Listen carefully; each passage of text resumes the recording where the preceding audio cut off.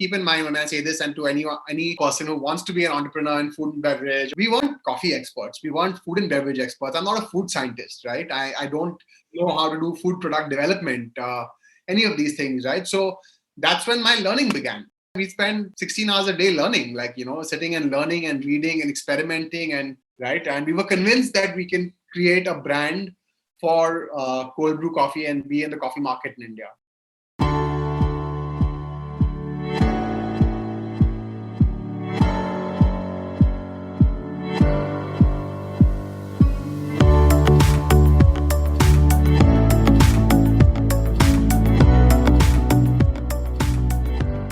Coffee culture is a big part of our lives, but most of us know it as either instant, espresso, or filter coffee.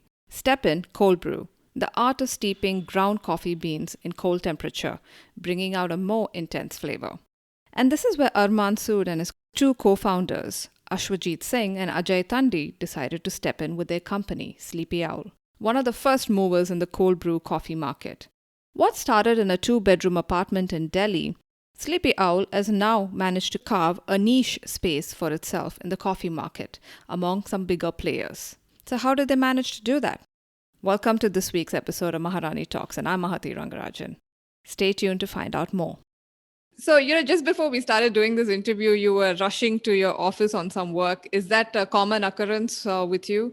Because I know entrepreneurs, they don't actually get a day off. But are you strict about your Sundays off? I wish I could be. Let's say, for example, this morning, my wife insisted that I keep my phone switched off the whole day.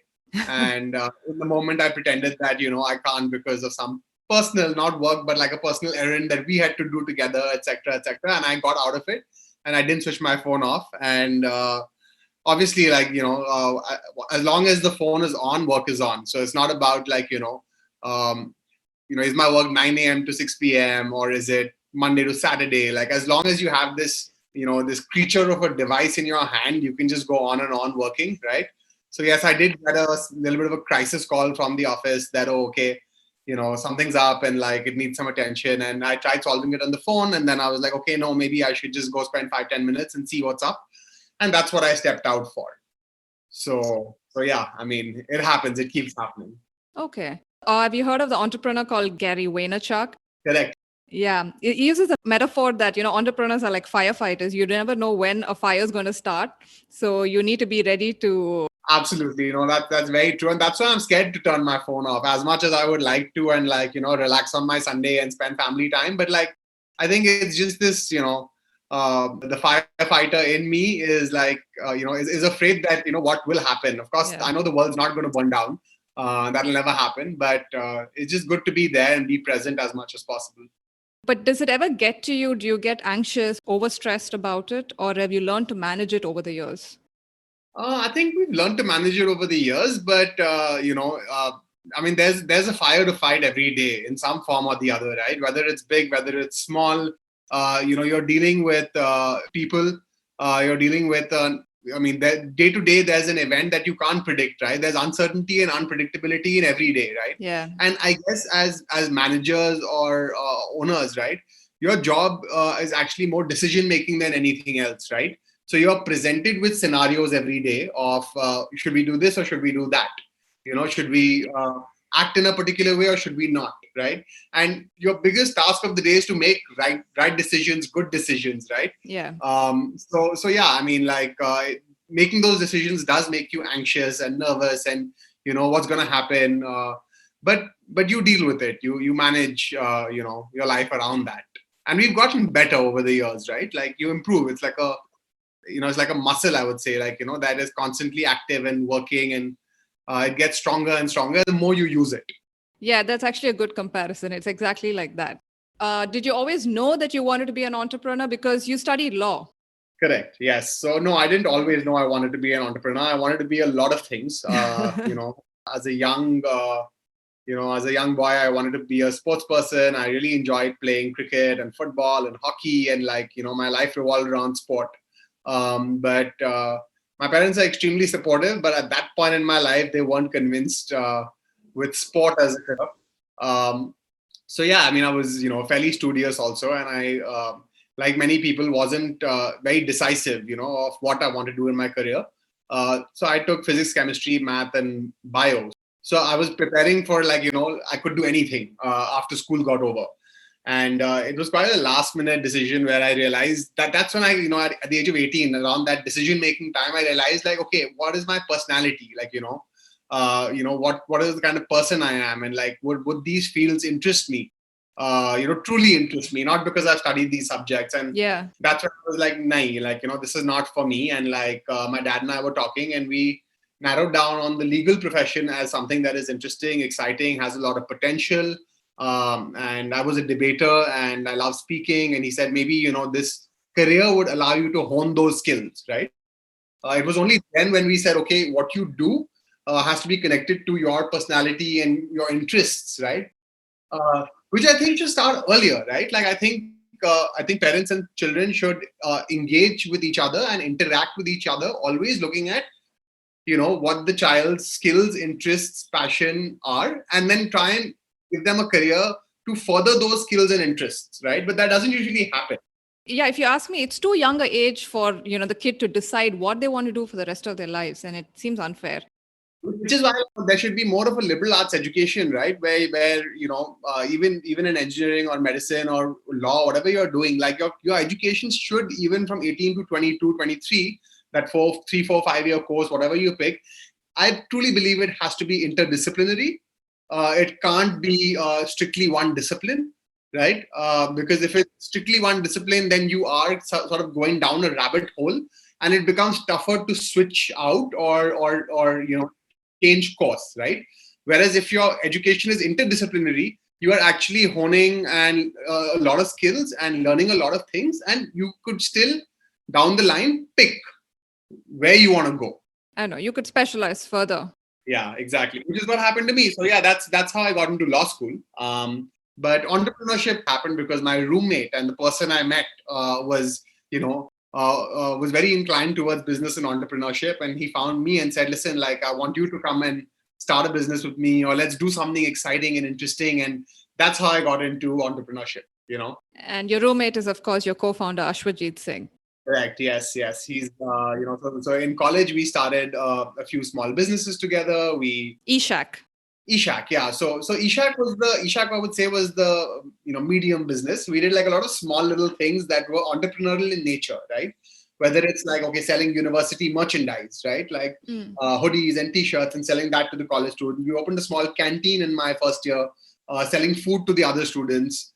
So all kinds of small little activities that allowed us to experience starting. Like any business, anything requires the start. Yeah. So to take something from idea to start, so we did that, and that got us excited about entrepreneurship. And Eshak was the big start where we were okay, let's actually register a company. Let's actually go ahead and set up an entity to do business, right? Right. So Ashwajeet and I set up our first business when we were 19 in my second year of university. And, I think that was when I realized that this is so exciting and so much fun. And this is what I want to do for the rest of my life. And from then on, every decision was made around, okay, I will complete my education in law, but I hope that when I graduate, I don't have to pursue it as a career. So starting Sleepy Owl wouldn't have been so difficult, to get it from the idea to the execution stage. So you didn't have thoughts and self-doubt about it. See, because we'd done it before, we started that business in law school, and that business failed, right? We were not able to continue that same business after college got over, right? So we had to shut down that company and that business. And, okay, I think you could term it or brand it as a failed venture, right? So I think what happens when you fail a venture is two things, right? You could either get extremely wary or scared of starting again, right? Or you could be like, okay, now I know what doesn't work. I know what not to do, right?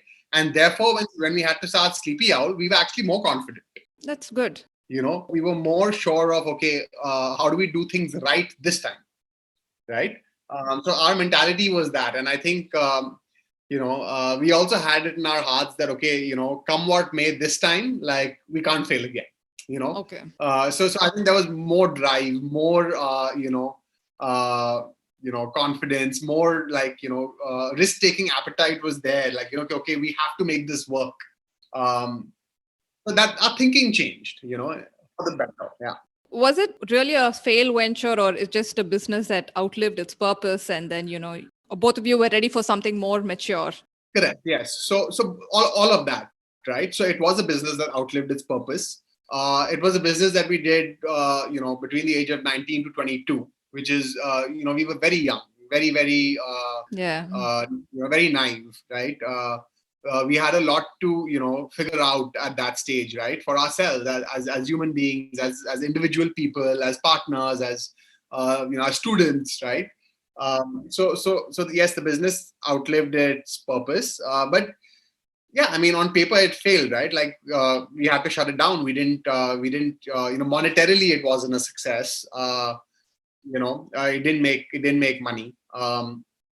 So and yeah, and we had to shut shop. When anything shut shop, from the business side, yes, it was a failed venture. But if I were to look at it from the perspective of what was the impact that doing business or creating that venture had on me, right, as an individual, then it was absolutely not a failure. Yeah. Because we learned so much by just the act of doing, right? Just the act of creating. We learned so much about ourselves, about business, about.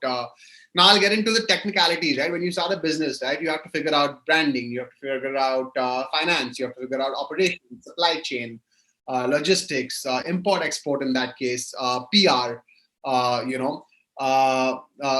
of these different aspects of what a business is or what running a company is, right? We learned all of those things, right?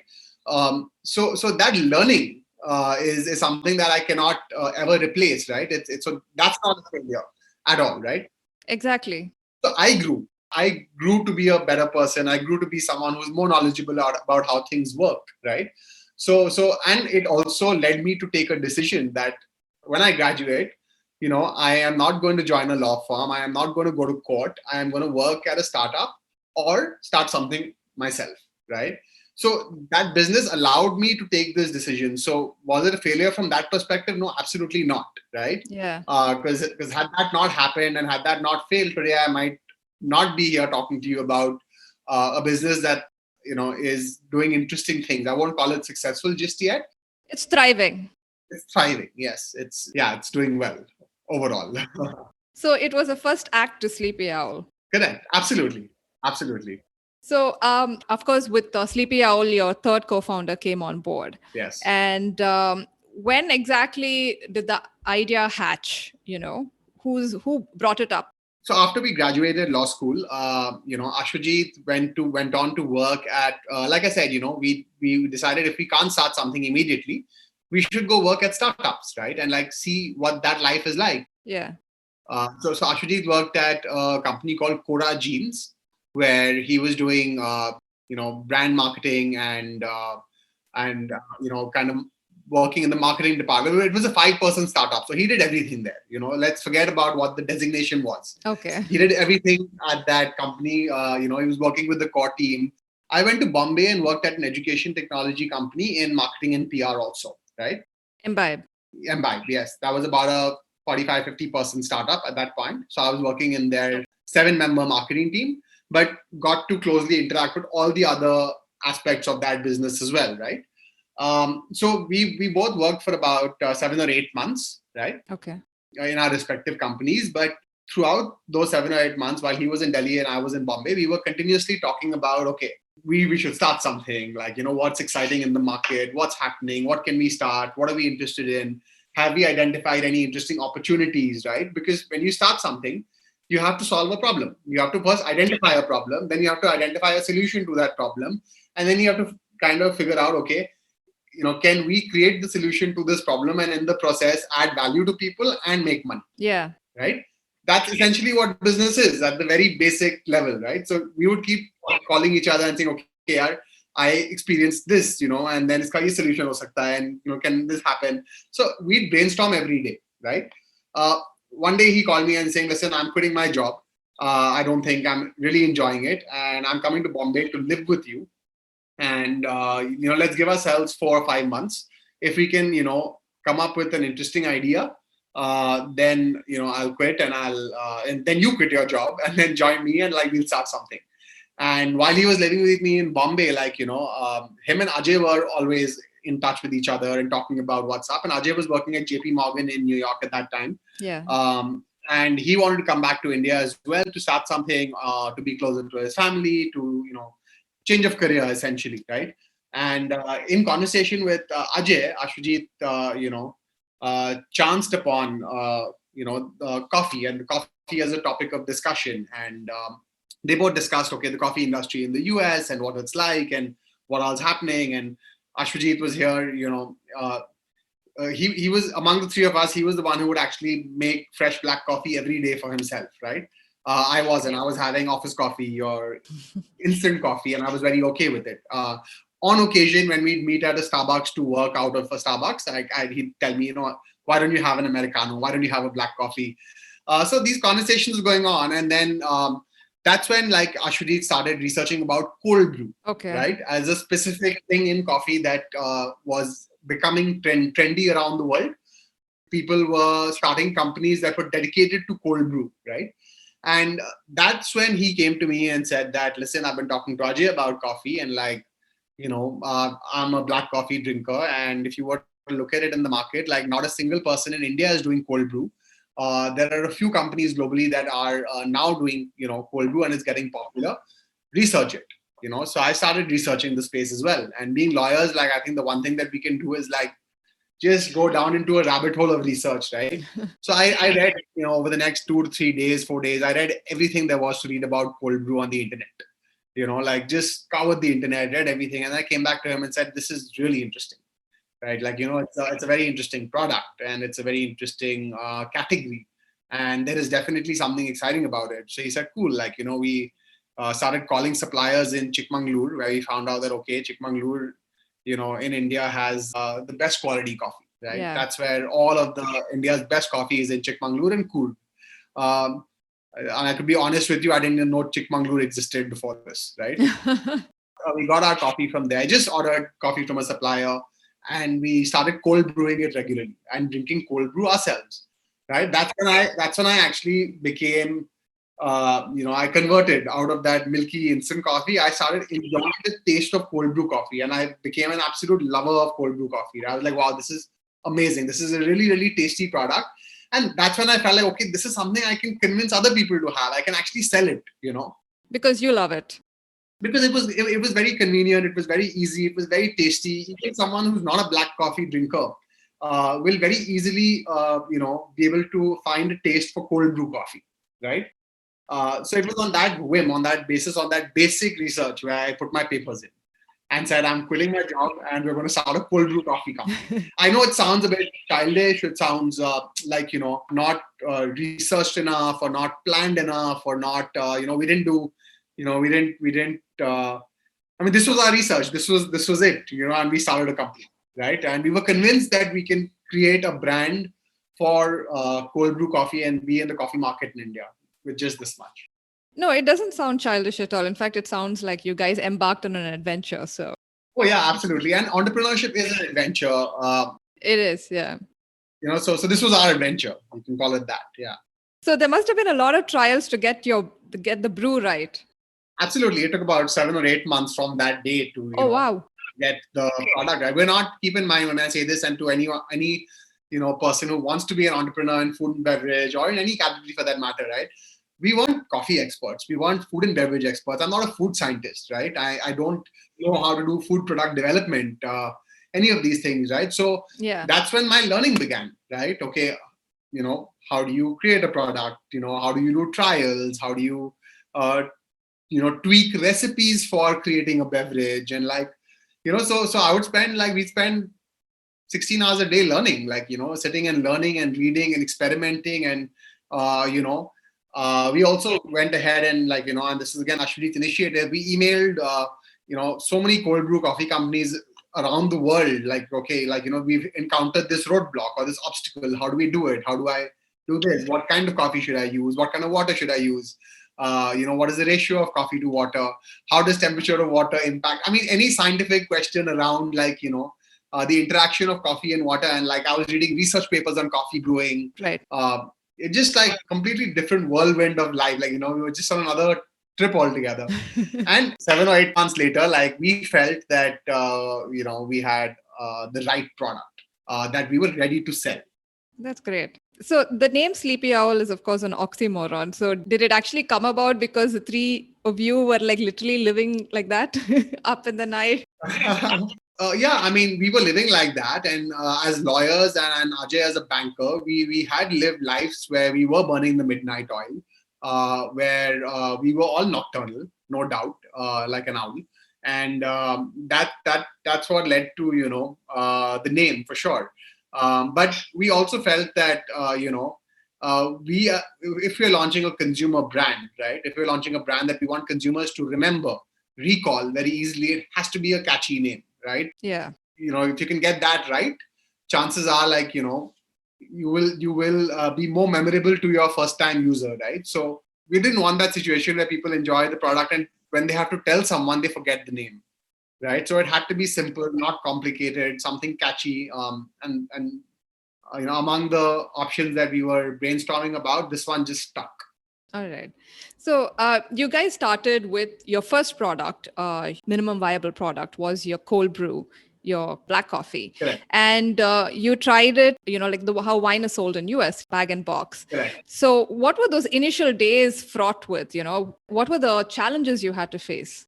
Once we created this sort of, cold brew coffee decoction, right? This liquid, I call it liquid gold. For us, it was like liquid gold. It was this beautiful, tasty black coffee, right? Which was cold brewed. We had to figure out, how do I sell this to my consumer, right? Like, do I put it in a Tetra Pak? Do I put it in a bottle? Do I put it in, what is the packaging that it will go? And, we were researching all possible packaging options. So I spoke to can manufacturers, we spoke to bottle manufacturers, we figured, can we use recycled bottles? We realized that all of these options are actually slightly expensive and would require a sort of bottling line or a facility or a, food manufacturing unit and setup for us to do, right? All of which was out of our budget. Like, we didn't want to go and, spend that kind of money to figure out if there's a demand for this or no, to figure out if people are interested or no, right? We wanted to spend as little as possible to get validation on our hypothesis. Okay. Right. So we had a hypothesis that, okay, this is tasty. This is something that people might want to buy. And we just wanted to validate that hypothesis, right? But we didn't want to do it in a way that, is like my grandma giving a chart to her friends. We wanted to do it with branding. We wanted to do it with a website. We wanted to do it more professional. Yeah, like, have a proper systemized way of selling to a real customer, Yeah. And then, our research led us to bag and box packaging, right? We were like, okay, this format has not been done in India. It's very interesting. And maybe, it'll work for coffee, right? And because we had, during our eShack days, experience of importing stuff from China, right? We actually imported the bag and box packaging from China and put the coffee in that and launched our website and started selling it around Delhi NCR.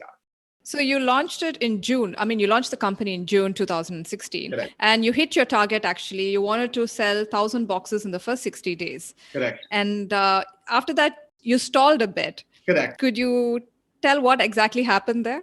Like, whenever you order anything, right, from vendors, you're usually dealing with what we call a minimum order quantity or an MOQ, right?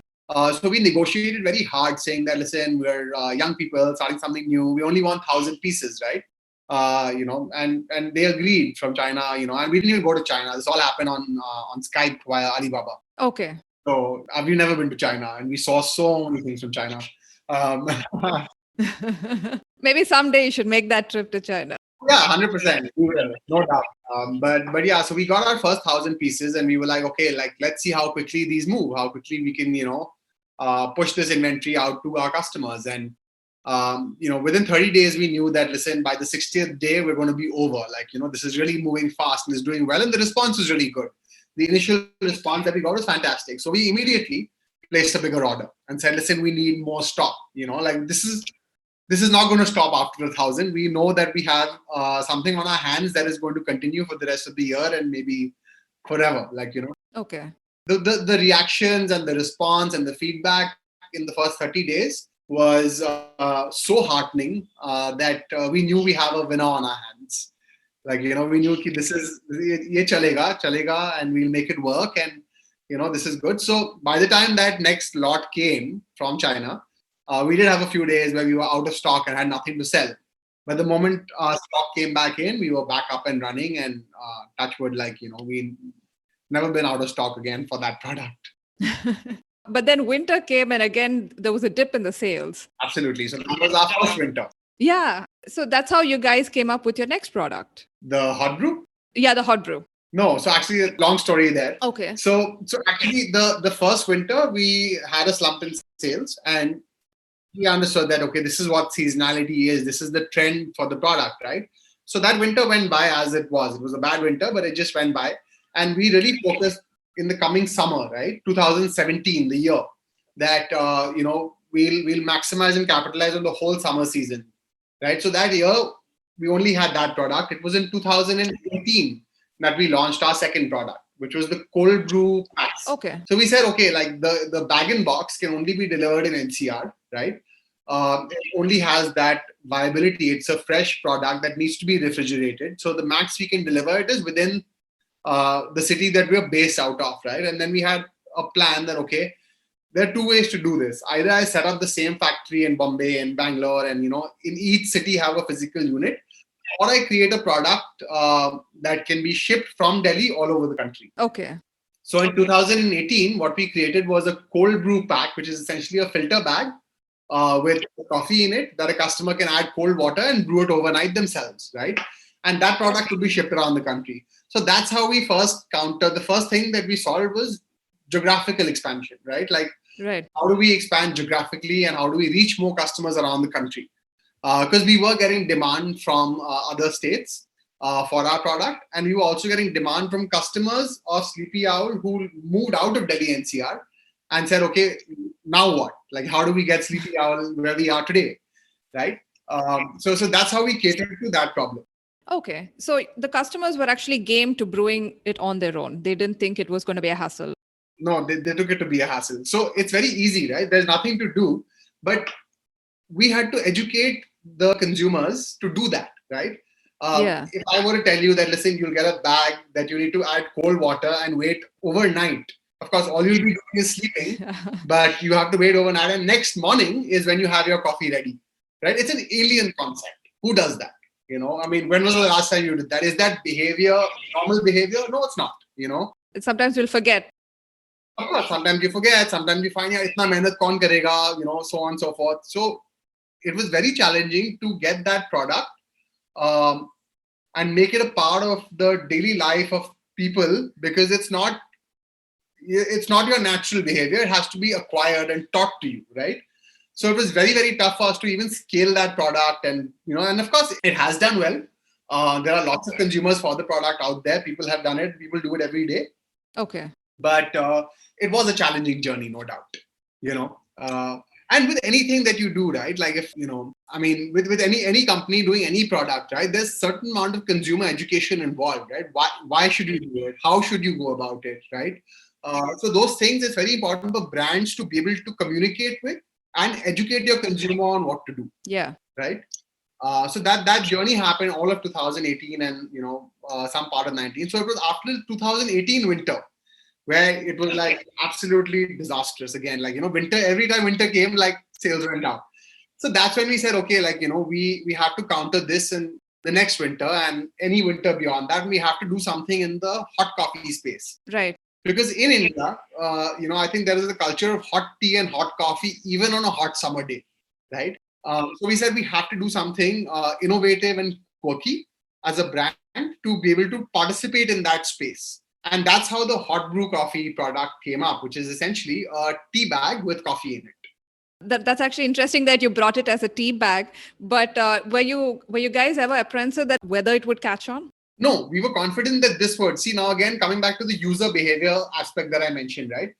To brew coffee in cold water overnight is something that has to be taught and I mentioned about education, right? But giving coffee in a tea bag, people are very used to doing that. They know what to do, right? Green tea bags and black tea bags and all of those tea bags are very popular in the country. Yeah. So that behavior of putting a bag and adding hot water and dipping it, right, is a very understood behavior, right? So when we give coffee to people in that, it's not rocket science. It's very easy. It's very quick. See, now with any food product, there's something called instant gratification, right? Why does instant coffee do well? Let's understand it that way. It's a shit product. It tastes like crap. But why does it do well? Because of the word instant. It's instant, immediate. The gratification is like that, right? Yeah. So with our product, the hot brew coffee in a tea bag, the gratification was as instant as it could get, right? Like आपने bag डाला, पानी डाला, and आपके हाथ में coffee तैयार है. As compared to cold brew, which you have to brew overnight, Right. right? So this product was an immediate hit with the audience. We were also luckily the first brand in India to do that, right? So we had the first movers advantage. We had the right presentation and communication around it, and by now, all said and done, we were 3 years old as a business, right? So we knew how to go about launches and how to go about marketing and how to go about presentation of this new novel product. And from the get-go, from day one, this product has done really, really well for us.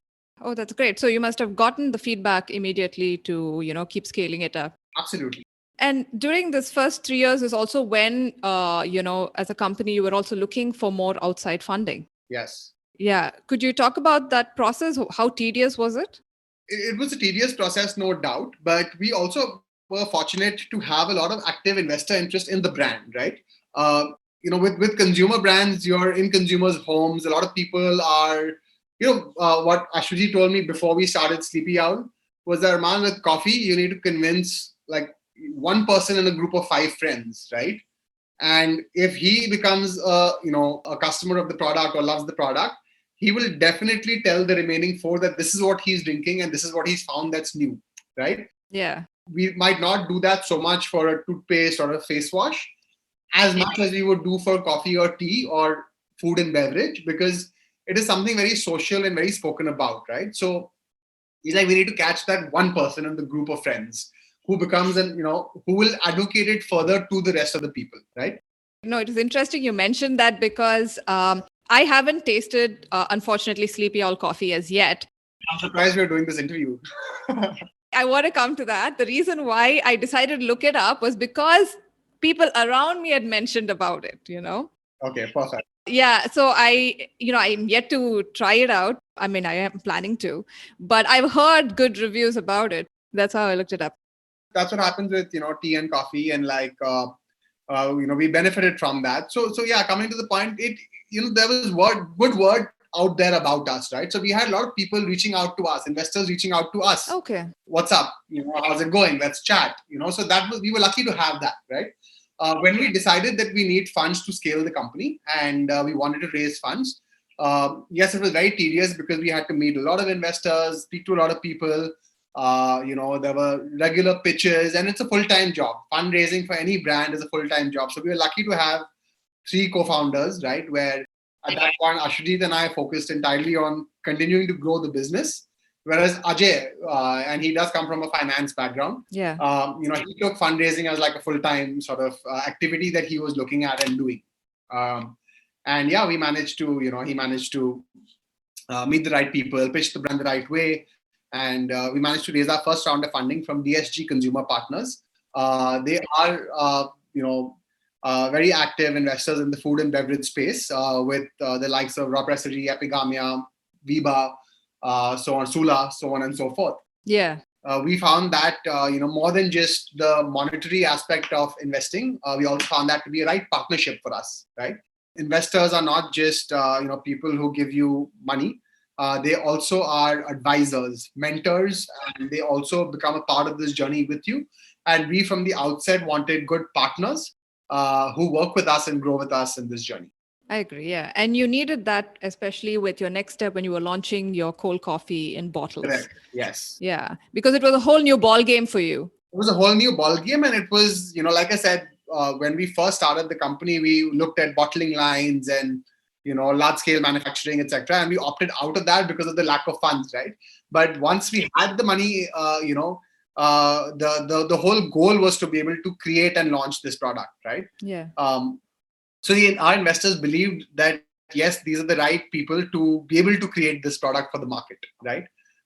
So they invested knowing that their capital will be used to develop and create this product that is actually and possibly the most scalable product that the company will launch, right?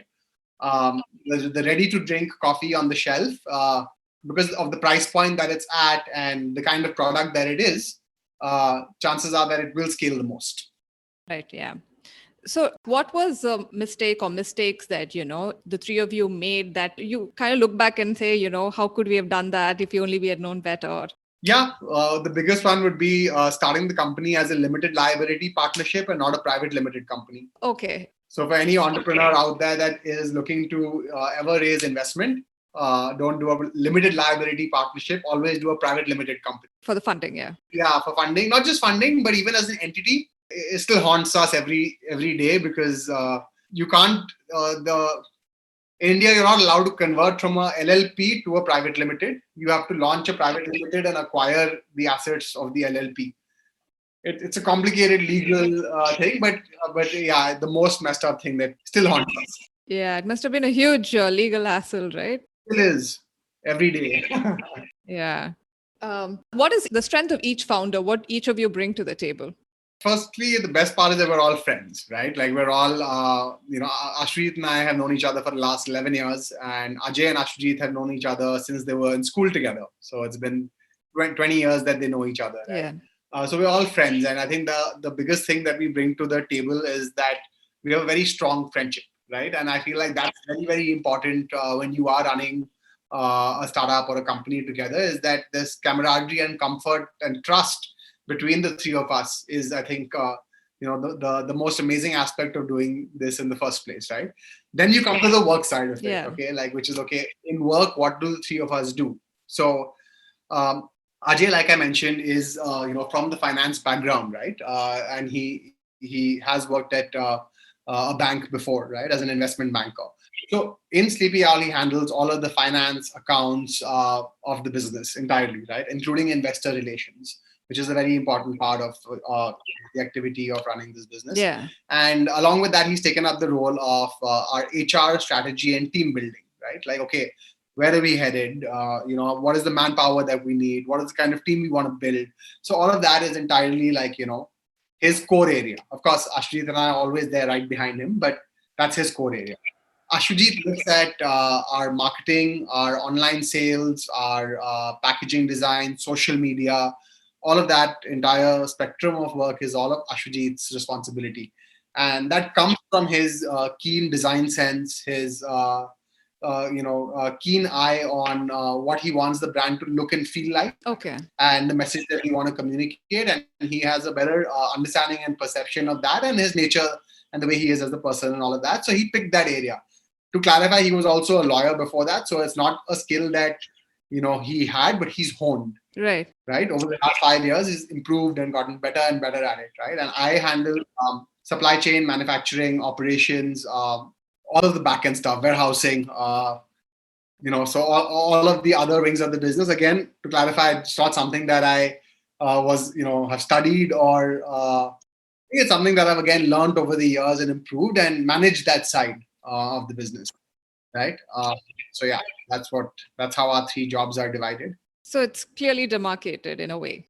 It's very clearly demarcated, yeah. So we don't, almost never step on each other's toes or get in the way of each other's things. But of course, as three co-founders or three directors of the business, like we're always brainstorming on each other's area of work as well. But, the buck stops at me. If there's anything at, operation side of the business that stops at me, I have to figure that out. And I'm the one whose gala will be cut, right? Same thing the other way around. And yeah, I agree. It's so great that there are co-founders because if any day, say you're feeling demotivated, the other two are there to, just have your back. Absolutely. So you have now a team of 70 people. Correct. Yes. Yeah. So how hard has it been, or how crucial would you say is the aspect of building a team? I think it's the most important part for the first almost 16 to 18 months, I would say, like, it was just the three of us and maybe one or two more people who were there in the business. And, we would do everything from packaging to deliveries to production to cleaning. Like, there was nothing that we didn't do, right? But as you grow and as your business grows, you have to have you have to go from, I think, a startup to an organization, right? Or let's say from a startup that started in a living room towards becoming an organization. An organization is entirely built by the team and the members of that team, right? So now we have people in the production department, we have people in the marketing department, we have people in the sales department, so we have in the logistics department. So there's like, we are trying to get more and more and more structured. And these 70 people are essentially like, it's taken a lot of time and energy to hire the right people, the right talent to be a part of an organization. You have to always understand, for the roles that we've hired, right? The biggest companies have job offers going out to candidates as well all the time, right? So people have to understand and come to us with that okay, this company is growing, right? This company, what is the why of this company? Why are we doing what we do? Yeah. So people have to, choose to work at Sleepy Owl over a cushy job offer at a, MNC. Let's put it that way, right? So we also are very, very, very particular about the kind of talent that we get into our ecosystem. So we have to get like, the right people at the right, salary brackets, and then grow those people, nurture those people. So we also have a lot of people who start off, say, as a delivery rider, but then become a merchandiser, sales officer, and they grow within the company as well, right? That's nice. I worked at a startup earlier, and I know what is nice is that, it's more personal, right? Because there are only so many people in an office, and you kind of get to learn across verticals. Absolutely.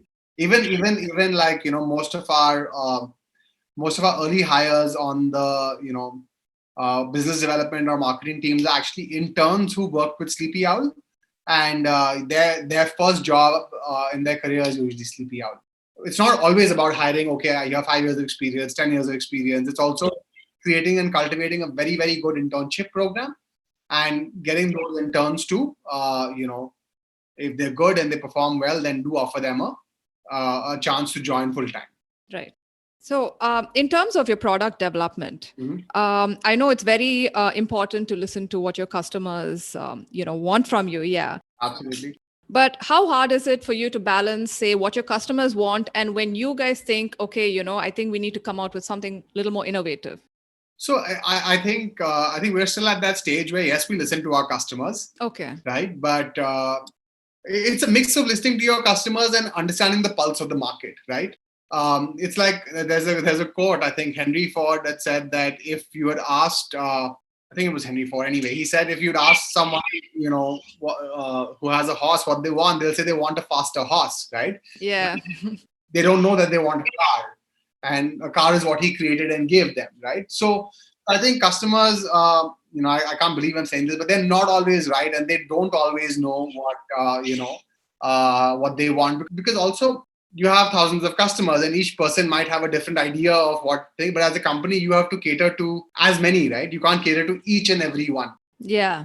But having said that, yes, we're always always listening. So I mean, once every 6 months, we get a query for a decaffeinated coffee.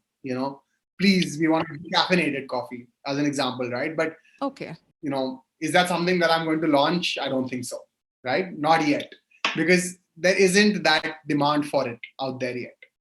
And I think even once you mentioned Henry Ford, Steve Jobs also mentioned something like, if I had listened to what my customers wanted, I would have come up with an iPhone. So, yeah.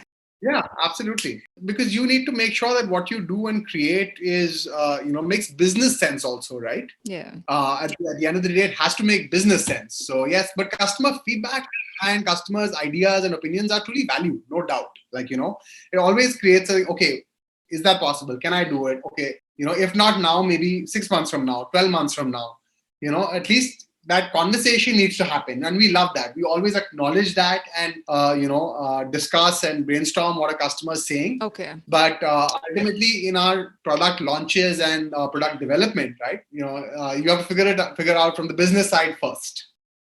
In that sense, what has been your biggest failure? Or has there been a failure as yet, or it's too early? No, there have. I mean, I would say I wouldn't use the word failure. No, or your biggest learning, maybe. Yeah. Very interesting. So I think we're learning every day, right? I think so. So there was a point in the business, right, where we weren't focused on our core, right, or it took us time to identify what our core is, right? Um, Okay. yes, we're a coffee company, right? But a coffee company has various aspects to it, right? Am I catering to in-house, which is the coffee that you have in your home, right? Am I catering to the office or corporates or hotels, institutional, right? Or am I catering to you know coffee shops? Like, do I want to start a coffee shop? And there was a point where we started, setting up small coffee kiosks, which is like a mini shop in shop, and Yeah. we spent a lot of time and energy trying to create that and try that as a model while also doing online and FMCG and all of that. So we were all over the place, right? And then we had to scale back and shut those things down, right? Most people wouldn't even know that we did that or we existed in that format, right? But we did for a brief period of time. And I feel like that was a distraction from what we are good at and what we want to build.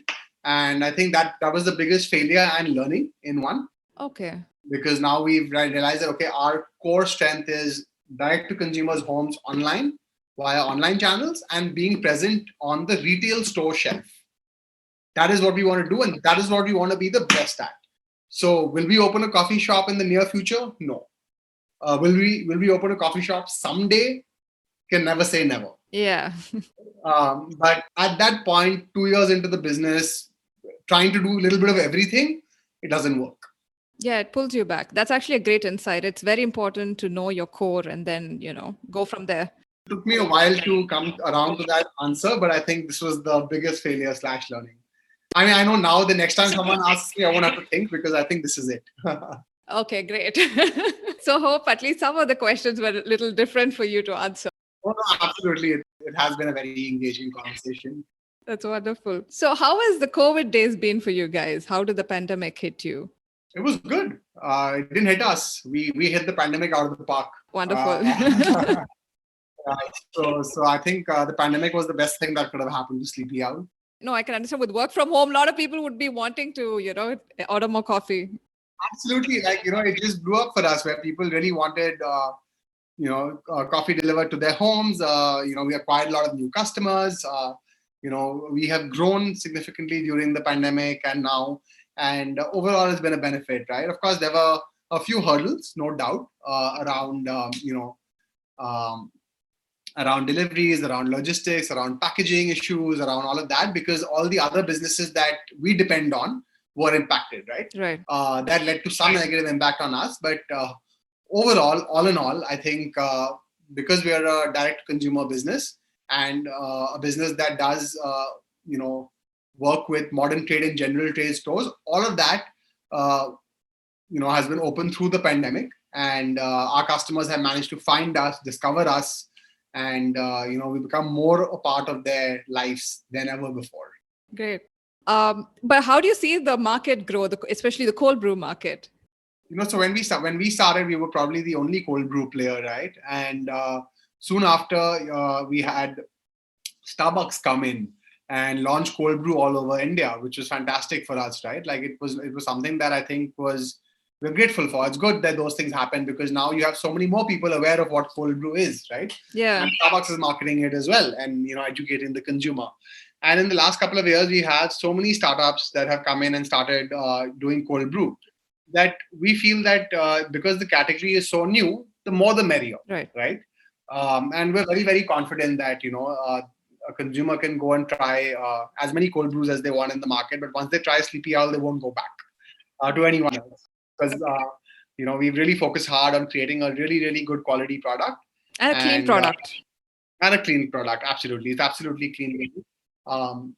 So yeah, I think it's encouraging though that you have more players because it grows the share of the pie overall, right? The size of the pie overall. Yeah. So what are the plans forward? Like I saw on your Insta page that you guys are planning to launch filter coffee flavor. Yes, we are. Because I'm from Madras And yes, I know much of the 70% of coffee is exported, from India. But the bulk of coffee consumption that is done domestically is by the 4 southern states. Yeah. In fact, we hate instant coffee. Filter coffee is the way to go. So it was great to see that something like this was coming up. No, we are. And we've also realized that, right? We started for logistical reasons or from like where the founders are or whatever it is, right? We started in the north, right? And of course, our biggest markets right now are Delhi, NCR, and Mumbai. Okay. Right. But as the company is going to grow, right, we're very excited to, figure out if we can make our way to the 4 southern states and their you should into consumers' homes and, and of course, like we would want them to try all our products. But I know that if we do a good filter coffee, it would be the gateway, for them to come and try the brand, right? They'll experience the brand. If they like that product, then they'll, try everything else we have to offer. Yeah, because most of us, if you came and told us, why don't you try one Americano? I'm like, no, we're happy with our filter coffee. All right. Thanks so much, Arman. It was wonderful talking to you. My pleasure. Thank you so much for doing this. And thanks for taking a time out on a Sunday to do this. So I think Sundays are the best days to, spend time like this. So I know it's not, I don't have to rush to a meeting. I've kept my phone away. I'm not too worried about, anything else. So great. Thanks a lot. But thank you. And I hope that you do try Sleepy Owl coffee very soon. And I would look forward to your feedback on our products. Definitely, we'll do that. Thank you so much for listening. I would love to hear your thoughts. You can reach me at Maharani Talks on Instagram. And don't forget to hit follow on your favorite podcast platform. Take care.